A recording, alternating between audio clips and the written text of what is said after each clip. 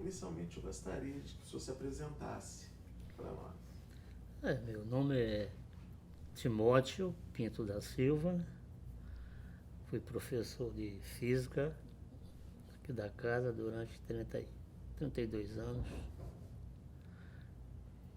E você poderia contar para a gente como é que foi que o senhor ingressou, como é que começou a sua história aqui dentro da escola? Isso, é muito importante isso, né? Eu entrei aqui ainda na época do regime militar, né? E nessa época, em 77, não havia concurso público, nem estadual, nem municipal, nem federal, né? Era por QI, o famoso quem indicou. Então, na época era o sonho, né, todo professor ingressar nessa instituição, mas era muito complicado, porque não havia concurso. A sua oportunidade de disputar uma vaga era... Então, eu era aluno do curso da antiga filosofia, era um curso de matemática que dava direito à licenciatura em física e desenho geométrico a nível, naquela época, primeiro e segundo grau. E tinha um professor meu, que era professor aqui da casa, né, que era o coordenador de laboratório de física daqui e lá da filosofia, onde ele era meu professor. E nessas aulas lá de laboratório, que eram as aulas lá que a gente apresentava, né? Eu não eu tinha muito jeito para apresentar. Ele gostava muito de mim. Então ele, no final de 66, aí ele me falou, olha, Timóteo, está abrindo uma vaga lá na escola técnica, naquela época, né? Era a Escola Técnica Federal.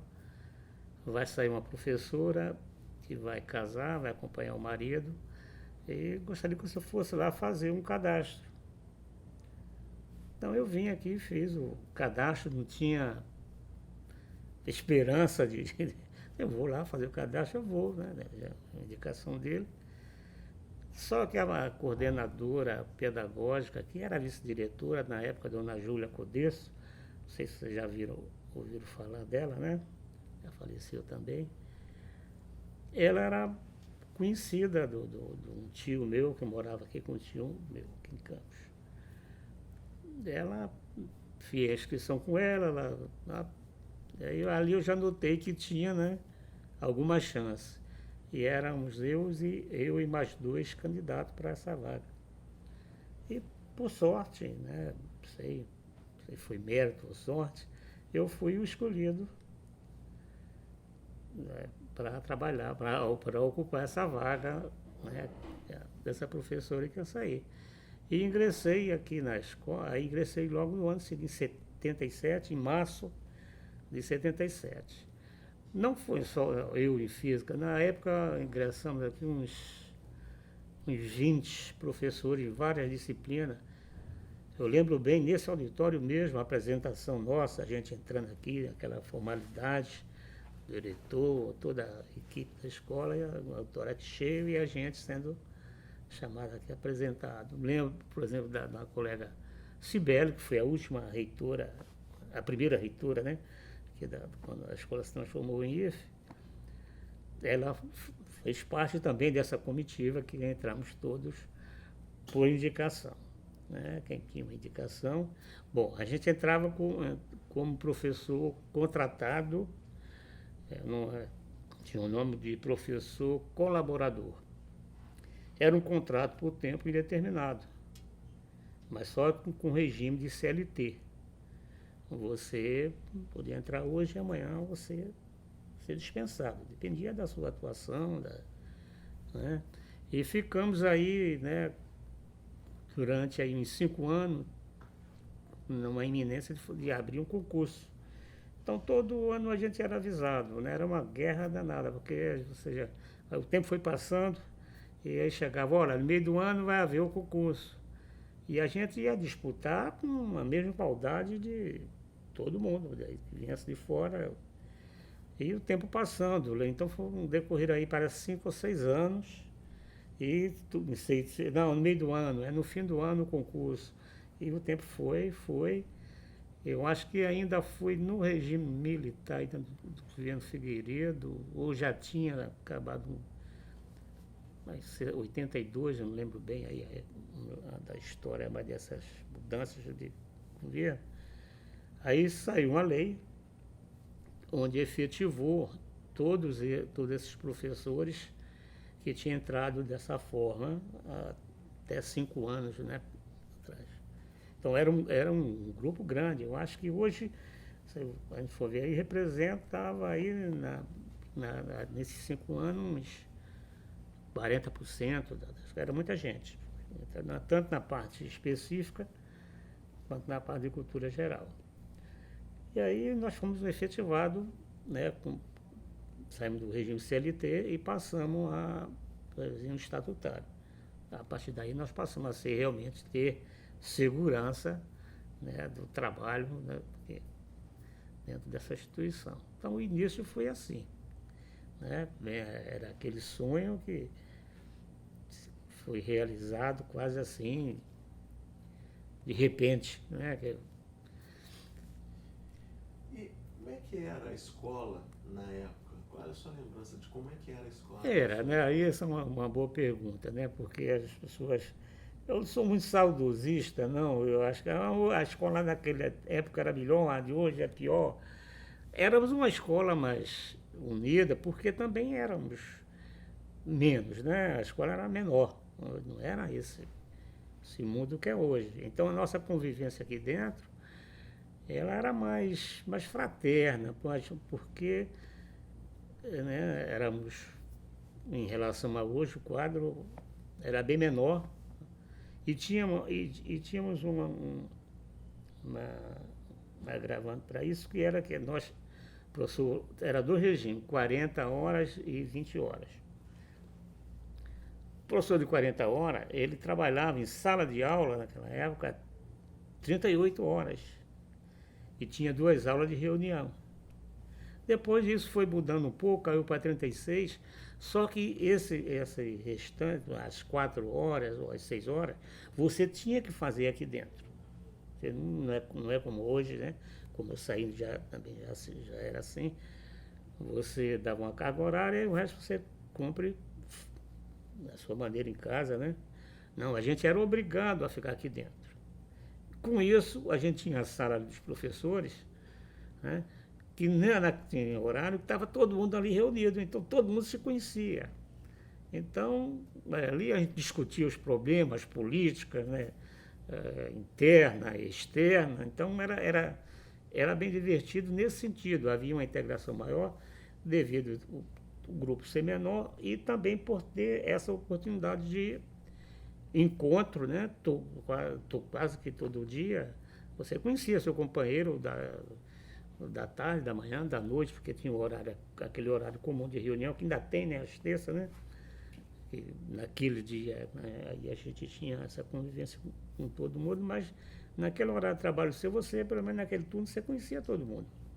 Porque estava todo mundo ali nos horários de intervalo e nos horários de folga, que você não estava em sala de aula, estava cumprindo aquela carga horária ali dentro. Então havia uma convivência muito grande. Então, nesse aspecto, era muito bom, né? Depois, já quando eu saí, tem 11 anos de aposentado, a escola já estava bem. Mas eu saí ainda como Cefet, né? Eu acho que sim. Logo depois que passou para IFE. A escola já estava bem diferente, né? Já tinha o polo de Macaé, né? Estava começando a implantar esses polos aí, esses campos. A diferença que a gente nota, né, eu estou sempre aqui, fazia atividade física aqui de hidroginástica, eu estou sempre aqui, sempre aqui na escola, então eu convivo. Às vezes a gente fica assim meio triste, porque a gente quase que não encontra mais aqueles companheiros, né, lá do passado, que se aposentaram, né, muitos morreram, como ontem tivemos até o falecimento de um colega que convivi muito com ele aqui, Nelson, né? Entrou um pouco depois de mim, mas a gente tinha uma convivência boa aqui. eu noto, né, assim, vindo hoje à escola, eu noto que hoje vocês não tenham, talvez, né, essa, vamos dizer, confraternização. Hoje é mais separado, né, cada um no seu grupo. O que eu noto mais é isso, né? E o senhor disse que era um sonho e tal. E como é que foi, voltando nessa parte, o que o senhor sentiu ao se tornar um servidor aqui da casa? Ah, eu me senti realizado. Até me emociona, que essa escola, para mim,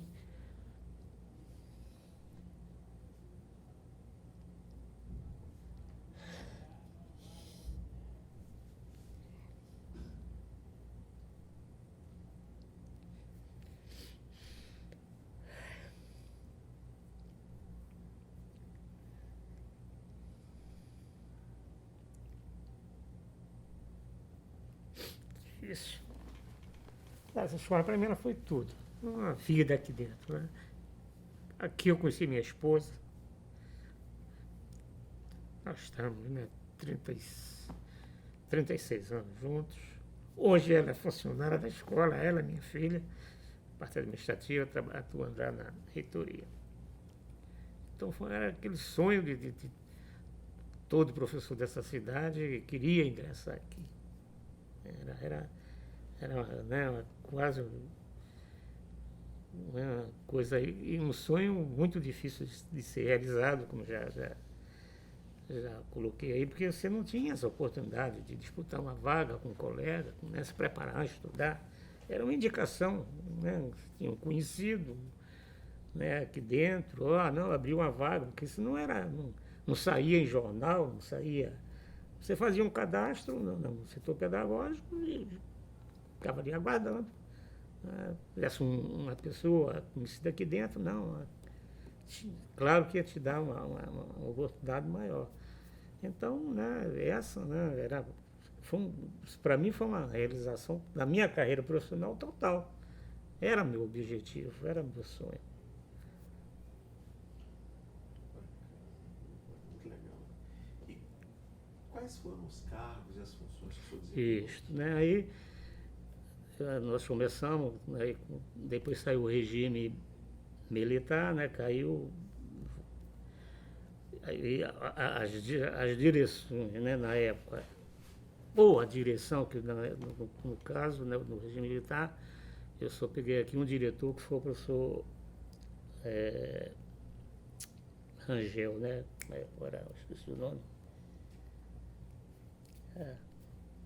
Gilberto Rangel, já falecido. Então, durante todo o período militar que eu passei aqui dentro, só tive esse diretor, né? Com a mudança, quando começou a haver eleição para diretor, o primeiro diretor que nós conseguimos, né, colocar aqui dentro através de voto, através de uma eleição, foi o professor Luciano D'Angelo. Bom, né, até aí nós tínhamos, né, as coordenações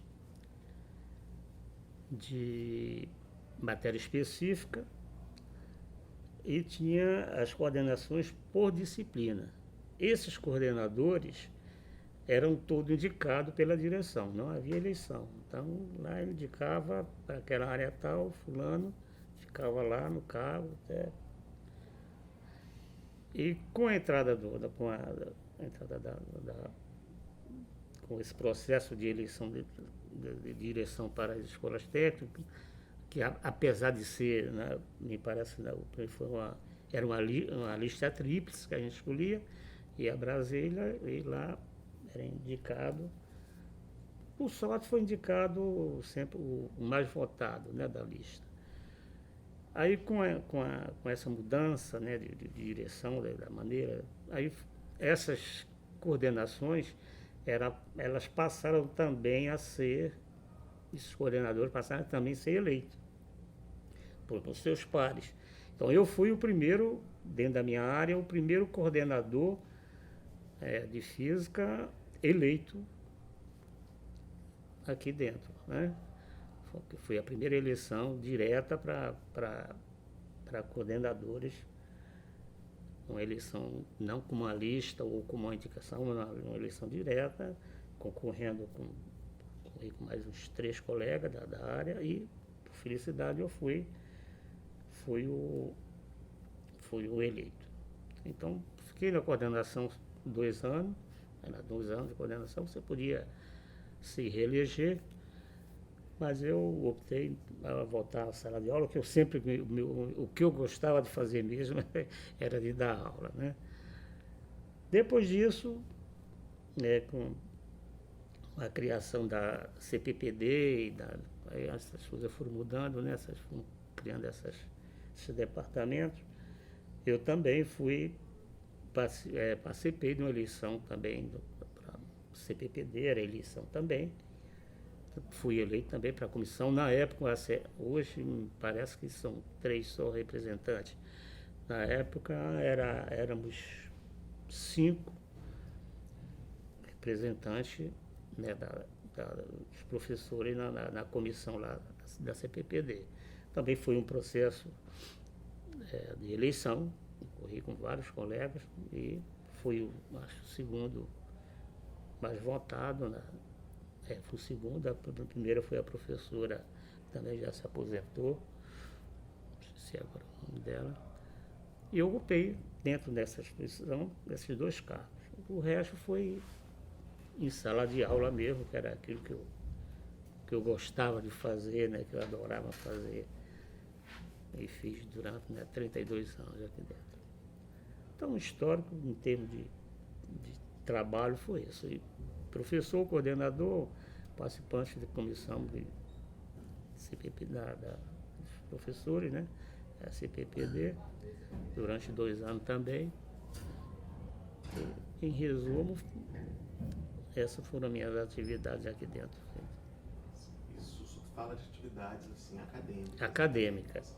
E de atividades, alguma atividade complementar a isso? Chegou a participar de alguma aqui dentro da escola? Complementar com que sentido? Quando eu saí da escola, era Cefet, né? Começaram os cursos superiores. Eu fui também o primeiro examinador, primeiro na área de física, eu e um outro colega, a fazer esses concursos, a preparar as provas. Então, na parte física, a responsabilidade ficou sob minha conta durante as 3 vestibulares. Então, extra sala de aula, né? Eu participei de comissão de concursos também, né? De alguns concursos. E da implantação do vestibular aqui dentro. Então, vamos dizer assim, até como implantação foram os primeiros mesmo, a gente não tinha experiência nenhuma, né? Teve que montar programa, fazer. E a elaboração de provas, era eu e essa outra colega da parte de física que fazíamos.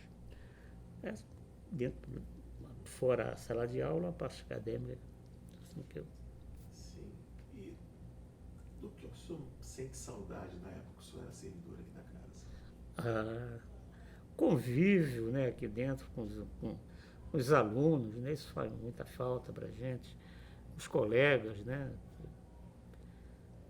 muita falta. Essa escola, trabalhei aí fora também, né, em vários colégios particulares, mas isso aqui, né, falei nisso, para mim é minha segunda casa. Isso aqui foi minha segunda, passei aqui quase metade da minha vida aqui dentro, né? Então, com boas recordações, a gente, né, teve momentos difíceis aqui dentro, tivemos, né? Principalmente na época lá do regime militar, a coisa era meio pesada, né? Tinha momentos difíceis, mas tinha momentos muito agradáveis, porque éramos quase que uma família, era uma pequena escola, a gente ter essa convivência muito perto, muito próxima, cada um, né, ficava sabendo do problema do outro, não é? Então, isso sinto muita saudade, muita falta, vamos dizer assim, né? A gente, depois que se aposenta, a gente realmente começa a refletir, começa a pensar, né?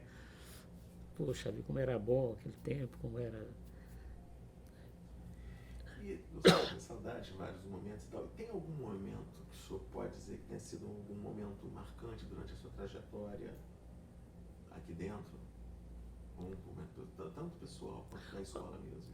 Olha, tem um momento muito marcante que também aconteceu. Eu participei também da Semana do Saber Fazer, né? Ela foi implantada justamente quando eu era coordenador. E eu lembro bem foi um evento que marcou toda a escola, até hoje ela continua, né? E essa primeira semana do Saber Fazer foi realmente para a gente, que era um projeto novo que a gente não sabia nem como fazer, não sabia fazer. Foi muito trabalho, foi muita dedicação de todo mundo. E eu, como coordenador da disciplina na época, né? Aí tive que trabalhar muito, eu tive a gente montar essa semana. Então foi um projeto que eu me lembro muito bem. Me lembro de uma semana, foi um sucesso total, essa escola, a cidade toda, né, veio, isso aqui fervilhava de gente querendo ver os projetos, as coisas. Foi uma atividade que me marcou muito, que eu tenho muita lembrança dentro das minhas atividades aqui dentro. Foi a implantação dessa semana, o Saber Fazer, que ainda continua até hoje, né? E qual seria a maior realização do senhor aqui dentro da escola, para o senhor? A maior realização? Olha, a maior realização eu acho que é quando a gente encontra ex-alunos aí fora, né? E, professor, lembra de mim? Você é uma escola técnica muito, né? Trabalhando aí na Petrobras, né, todos os empregados. O senhor me ajudou muito, né? Hoje por isso que eu estou na Petrobras, né? Isso para a gente que é professor, isso te dá uma satisfação muito grande. Isso, acho que não tem dinheiro, né? Que pague, né? Quando a gente encontra um ex-aluno nosso aí fora e vem com um elogio, dizendo que você contribuiu para aquela formação dele, né? Para isso, para mim, é a maior realização que eu tenho dessa instituição é quando eu encontro meus ex-alunos aí por fora, né? Sendo que se realizaram, que estão realizados, que a gente ajudou, né? Que eu ajudei, ele fez a parte dele, eu fiz a minha, né? Com dedicação, né? Isso para mim é o que me né? Quando eu olho para trás, que me deixa feliz, né? Que me deixa, não é a parte financeira, essa parte aí mesmo de ter ajudado, né? Ter sentido na cabeça que ter ajudado a pessoa a vencer. Muito legal. E agora falando da sua família, o senhor comentou, né? Qual a relação da sua família com o IF, tanto de quando o senhor se tornou servidor e no decorrer? A minha história, isso aí dá uma novela. Eu não sou daqui de Campos. Eu sou do Nordeste, dava pelo meu sotaque ainda, apesar de ser mais campista do que pernambucano, né? Saí lá com 18 anos, hoje eu tenho 70 anos, né? Então eu tenho aqui em Campos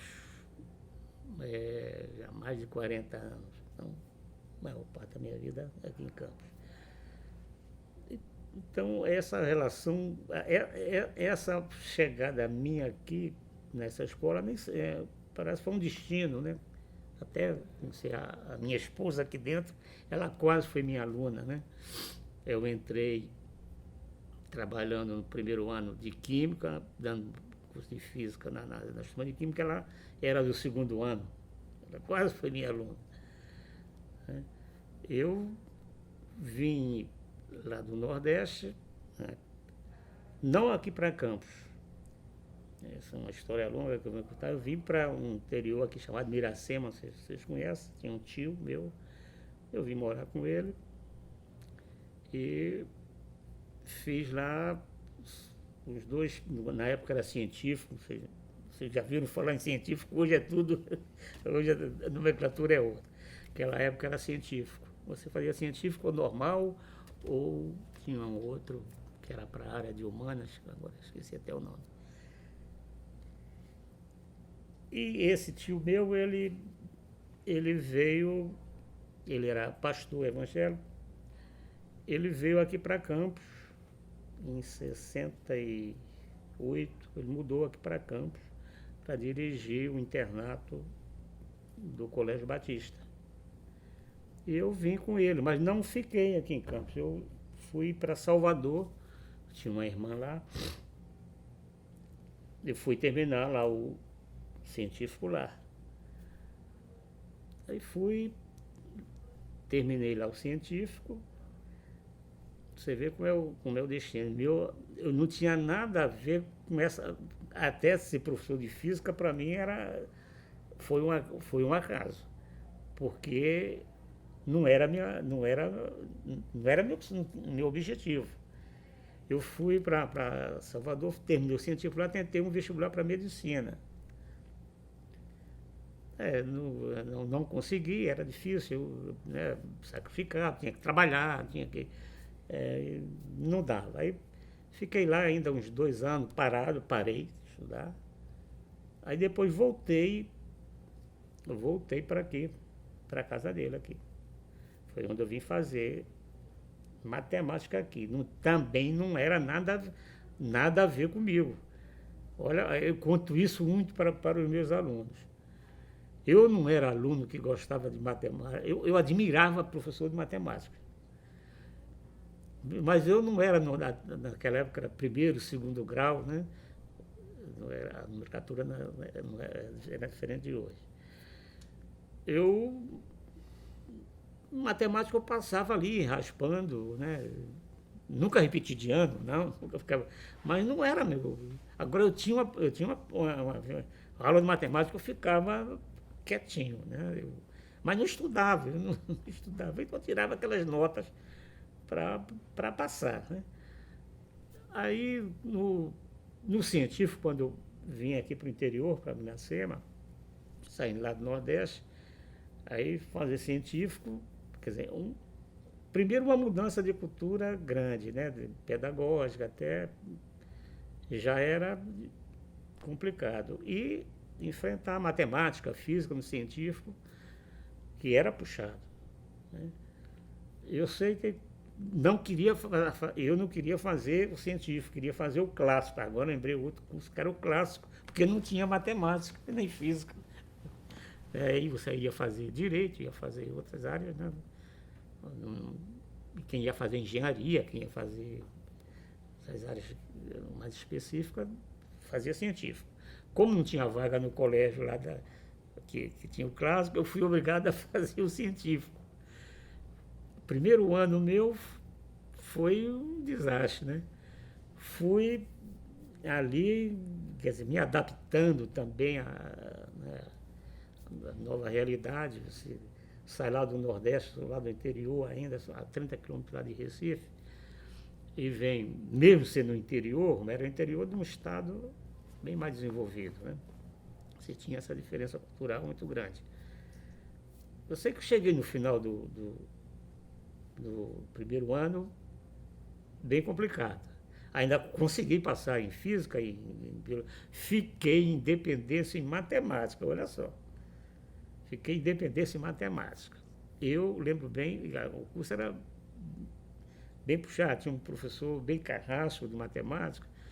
Você tem uma ideia, a turma tinha 50 alunos, só 13 conseguiram passar tinha dependência, você ou passa, chegava ao final do ano, passava direto, média 7, não sei se vocês não alcançaram isso, mas aqui na escola a gente trabalhou com esse sistema, eu comecei, era média 7, quem não passasse média 7 ia fazer uma prova final, que aí tinha um peso a prova, a média anual tinha um peso, a prova final tinha outro, dividido, era uma média ponderada, aritmética, né? E você passava, depois que metia, média 5. Eu sei que eu fiquei em independência em matemática.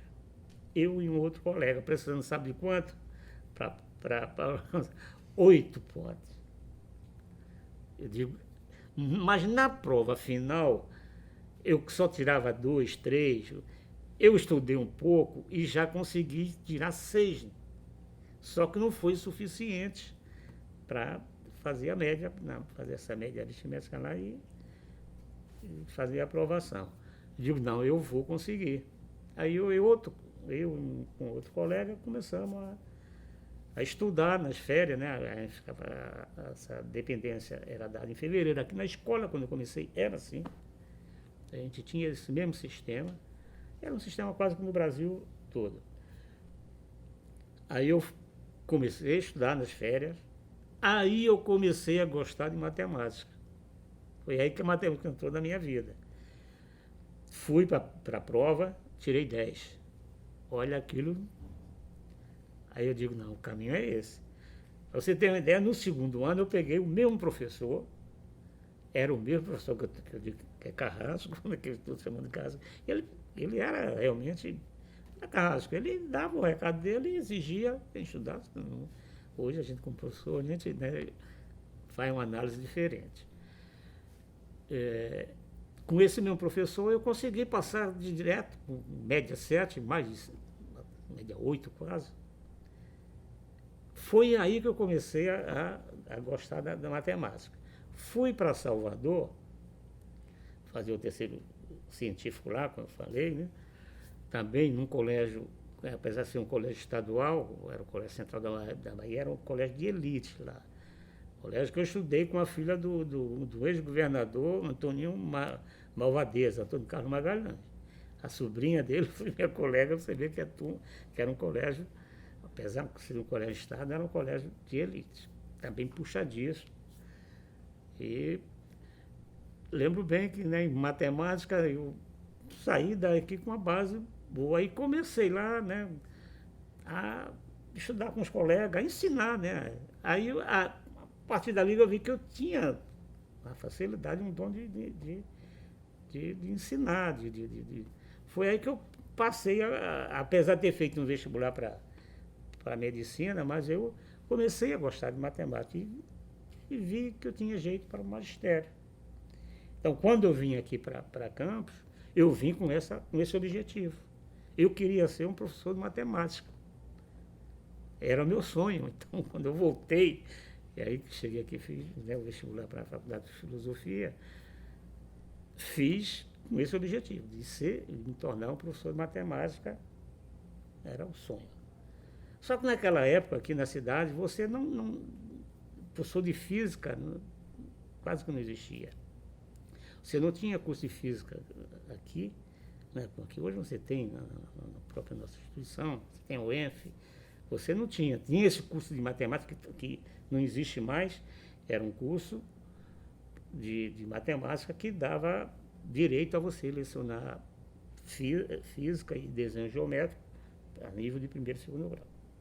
Então, os professores de física aqui, da casa aqui, inclusive, todos que já se aposentaram, alguns foram até meu professor, eram oriundos desse curso que existia aqui. Eu fui a última turma desse curso de matemática que existia aqui na Faculdade de Filosofia. Foi a última turma. Depois que acabou, aí que piorou a situação de professor de física aqui na cidade. Então, quem tinha esse curso,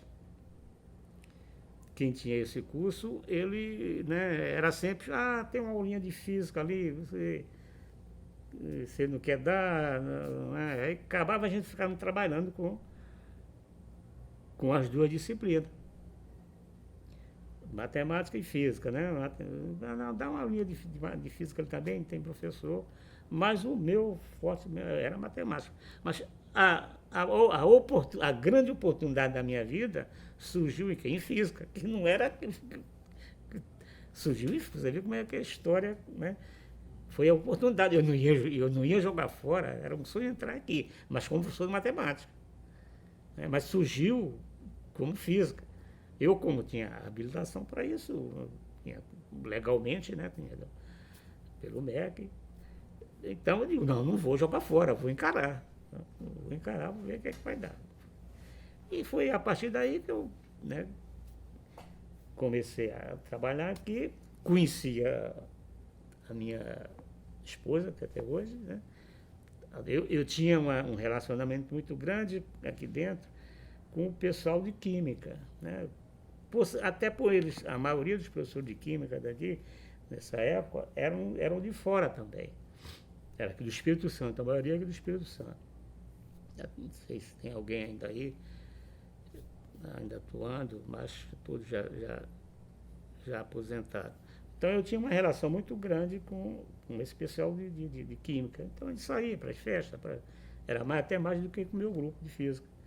E nesses encontros a gente estava sempre com o pessoal de química, né, com os alunos.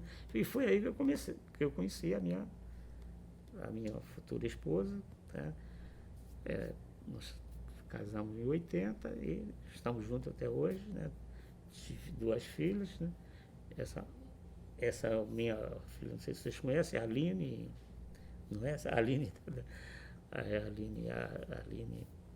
Arueira. Está lá ela estava em Macaé, mas agora estão aqui na reitoria, tanto a minha esposa quanto ela.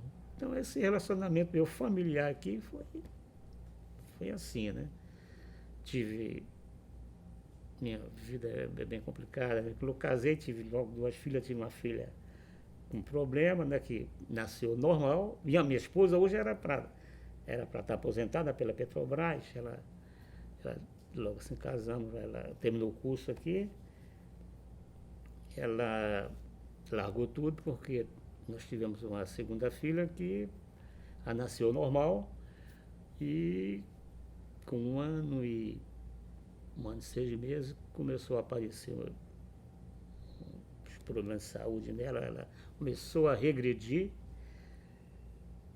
deixar de fazer o que fazia, a gente falava, não escutava, e isso fez com que ela chegou a fazer o concurso, fazer os exames todos, não ingressou, porque a gente estava nessa fase ainda de diagnóstico do problema dessa minha filha, que levamos aí uns 5 anos para chegar à conclusão. Era considerada como autista, mas na realidade não era autista, era uma síndrome hoje chamada síndrome de Rett, que é um autista bem piorado, né? Porque o autista, ele não perde a parte motora, e essa síndrome, a criança tem aqueles quadros de autista, mas essa doença ela é progressiva, a criança nasce, ela anda, mas depois ela vai deixar de andar, a parte motora e a parte cognitiva, elas vão se deteriorando com o tempo.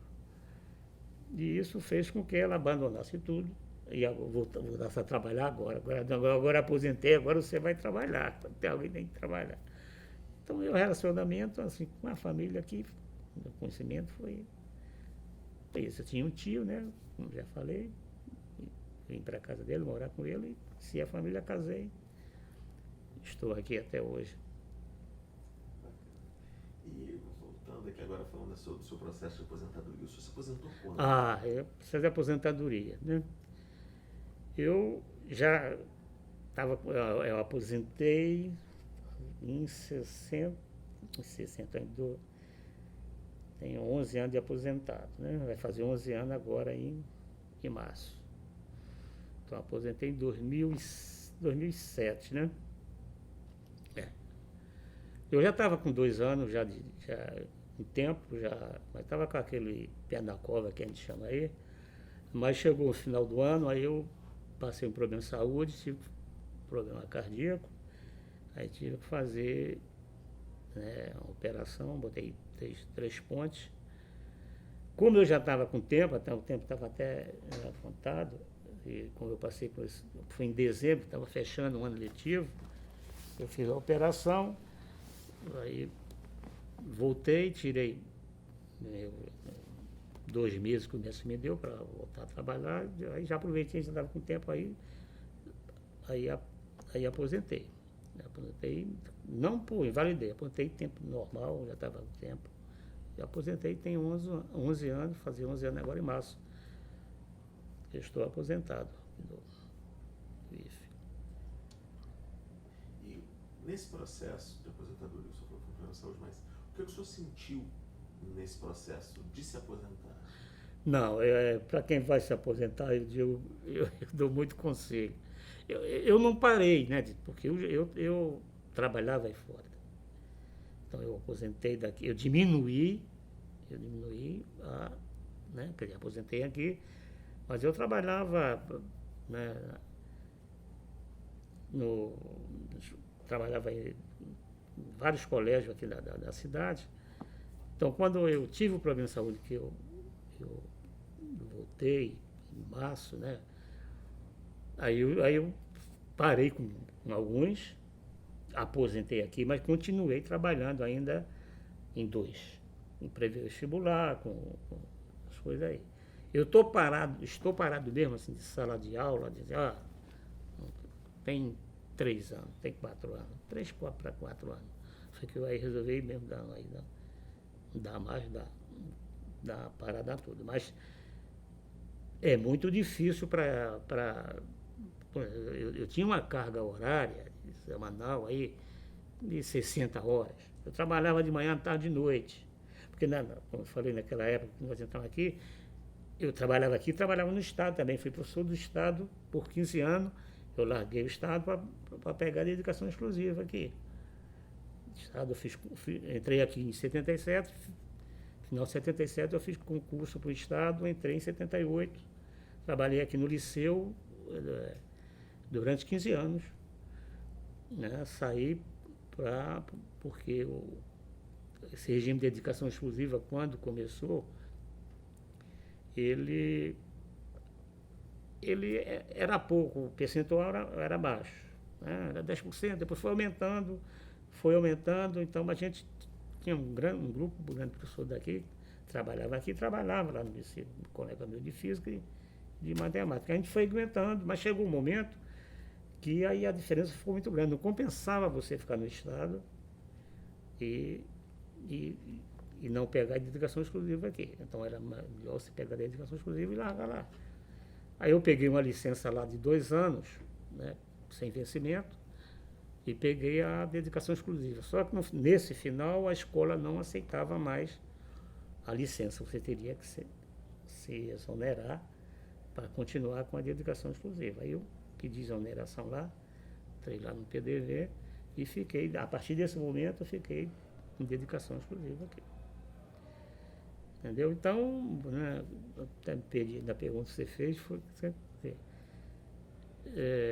é muito difícil, porque aí você tinha essa carga horária, né, onde você trabalhava de manhã, tarde à noite, esse convívio. Quando você parar de repente, não dá.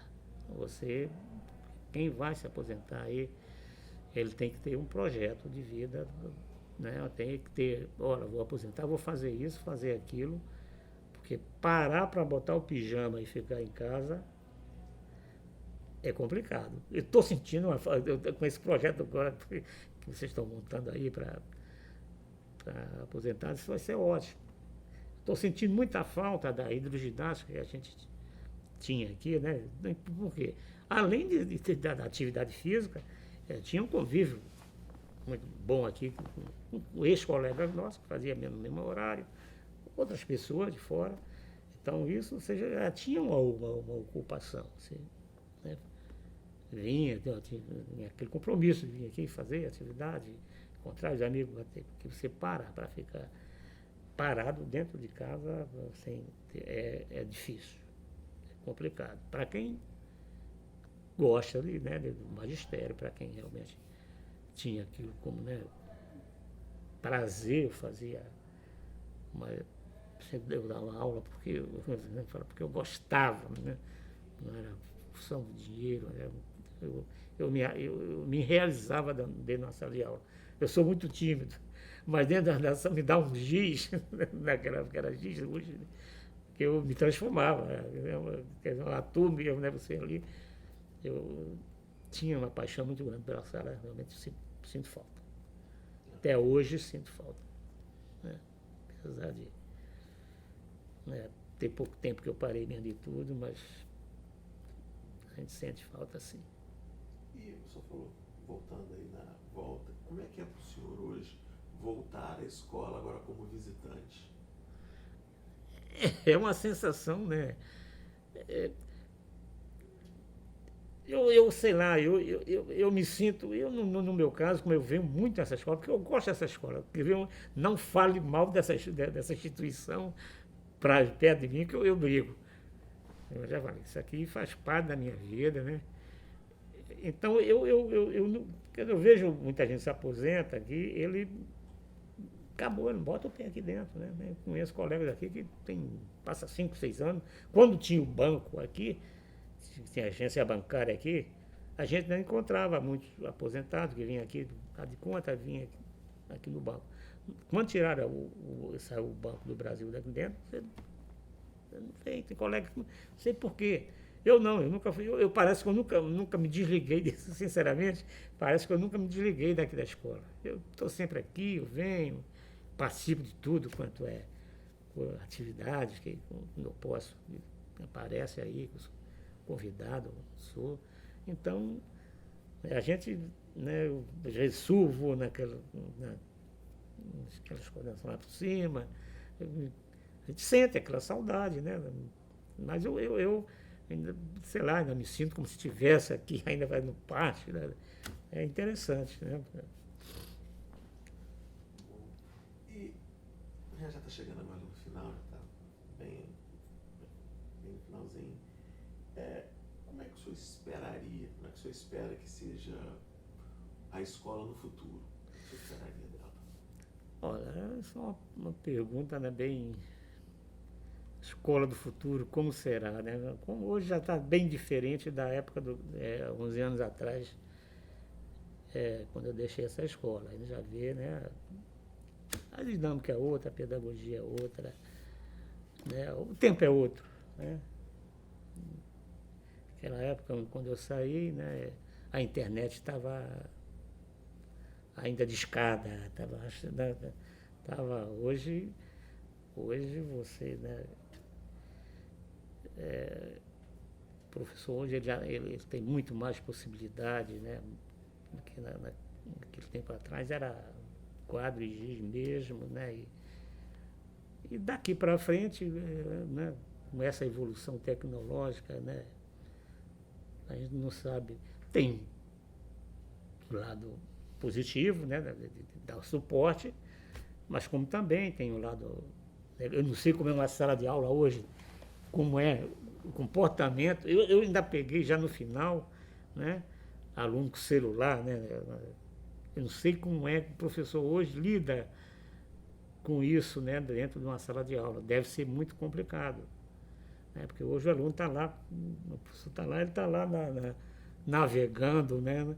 Eu ainda não peguei, quando eu saí, ainda não estava já tinha celular, mas não tinha internet. Já tinha, ô mãe, estou aqui, né, falava, ou passava, mas não é como é hoje. Então, a evolução tecnológica, ela, claro que está favorecendo, né, a gente tem que fazer uso disso, né. Agora, o controle disso, né, como é que vai ser a escola daqui a 20 anos, né? Como é que vai ser essa educação daqui a 20 anos. Eu acho uma coisa bem abstrata para a gente ter uma noção de como será. Espero que seja melhor do que, né, do que é hoje, ou do que foi no meu tempo. Eu falo, não sou saudade, porque na minha época era boa por um lado, mas a gente já lá era complicado. Eu lembro bem, para a gente, né, da prova, usava aquele negócio a álcool, né, que dificuldade era aquilo. Para você preparar a prova, para você. Era máquina era onde fazia, era a mão mesmo, né? Hoje você vai entrar olha a facilidade que, né? Isso é fantástico. Isso é fantástico. Agora, isso tem que ser bem administrado também, né? Porque tem o outro lado também da, da, da internet, coisa que o aluno ele pode, né, ficar disperso, acho que o professor hoje tem que estar muito bem preparado para enfrentar essa nova realidade. Que é uma realidade, não tem para onde fugir, né? E tem que tirar proveito dessa tecnologia mesmo, espero. Né? Uma escola aí, futuro, né? Que seja boa, né? Que saiba usar toda a tecnologia que vai surgir até lá, né? Que vai se aprimorar. Espero que melhore, né? Que seja, não vamos pensar que só lá no passado que foi, na minha época que foi boa. Não, a época foi boa para aquele momento, né? Hoje a época é outra, a gente tem que aprender a conviver com isso realmente. Nessa pegada ainda, como é que o senhor vê, o que o senhor gostaria de, daqui a alguns anos, como é que o senhor gostaria de ver o IFE nesse futuro, enquanto instituição de ensino? Eu espero que o IFE ele continue né, a ser aquela escola, né, direcionada para que ela foi criada desde o início da escola técnica, né? Aquela instituição, a filosofia das escolas técnicas, né, era uma filosofia diferente das outras instituições, né? Eu espero que o IFE não se afaste, era, né, voltado ao trabalho, né, voltado à formação profissional, né? Claro que não, mas aí não, você vai só ensinar matéria específica, não, você tem a parte também, né, humanitária também. Mas era uma escola direcionada a isso. Era uma escola, quem estudava no liceu, quem estudava, era uma visão. Quem estudava na escola técnica naquela época, a visão era outra. Era uma visão, o aluno entrava aqui com uma visão, né, de formação profissional.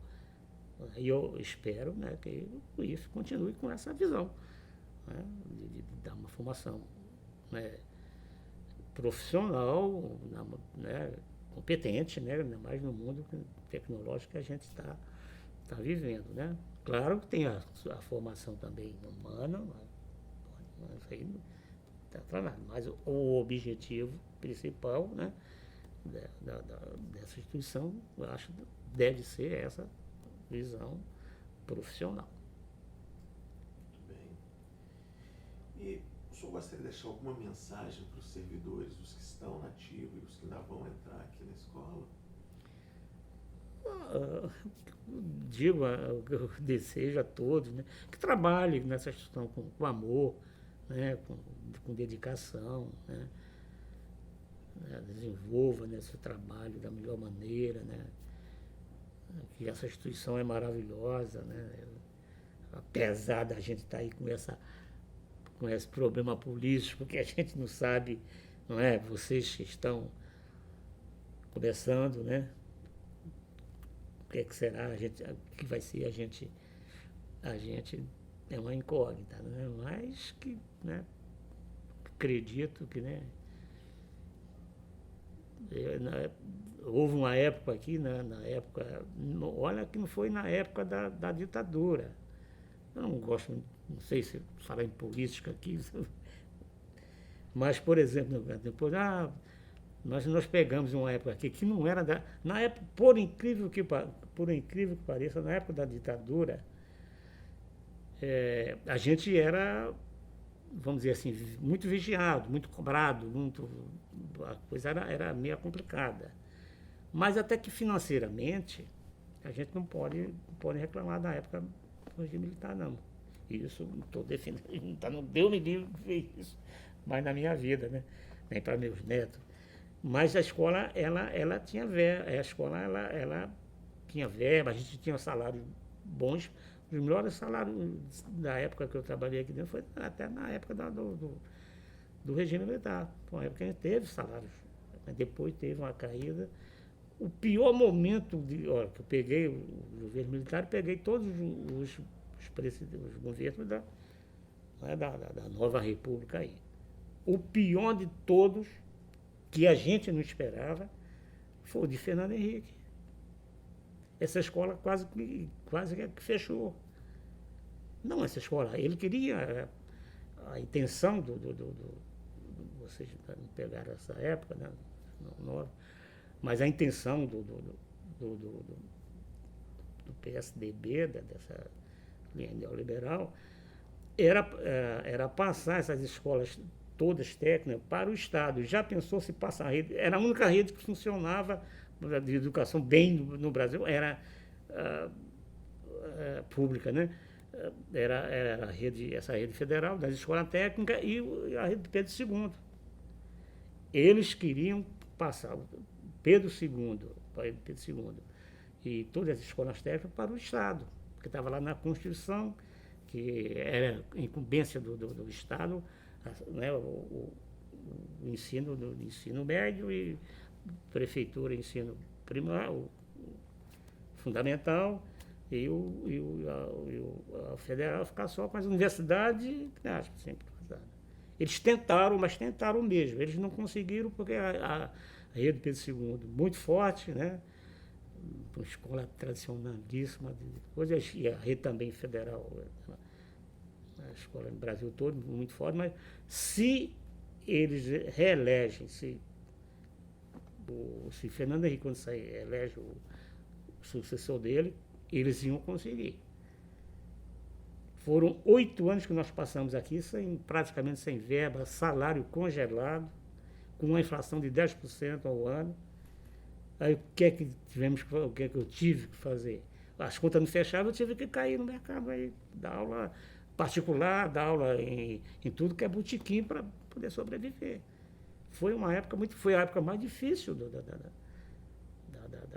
que eu passei aqui dentro das escolas, e todos os presidentes que passaram, né, mesmo vindo lá do regime militar, foi a época de Fernando Henrique, um cara que é, né, sociólogo, né, um professor renomado, e foi a época pior para essa escola, foi justamente essa época.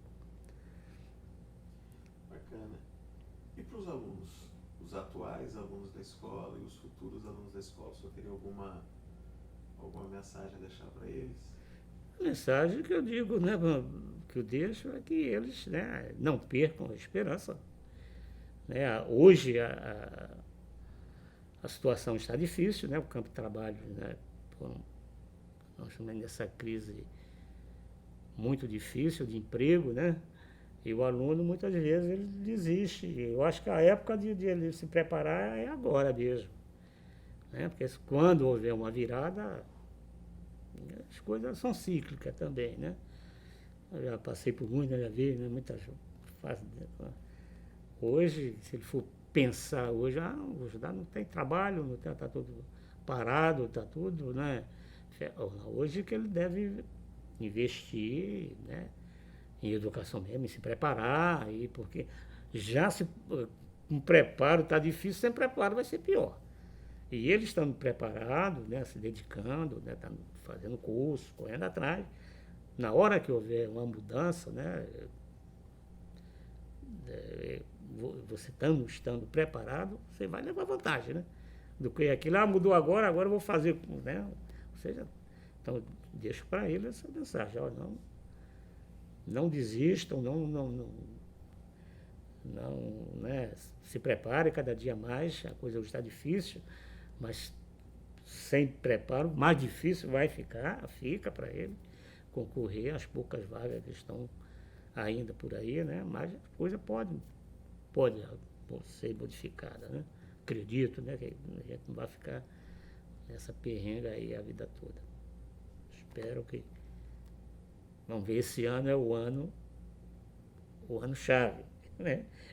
Eu digo para eles também, olhem bem, né, quem vão votar, né? Escolha seus deputados, seus senadores, que são os principais, né? escolham bem, né? Votem bem, né? A partir de 16 anos eles já estão votando, já sou obrigado, mas escolher bem para a gente, né, ter um futuro aí melhor. Tá certo. Muito obrigado. Mais alguma coisa? Muito obrigado, Timóteo. Foi um prazer ter tido essa conversa com o senhor. Foi muito bom. Foi prazer todo meu. Vocês que estão fazendo parte dessa nova escola, que sejam, né, esperançosos de dias melhores,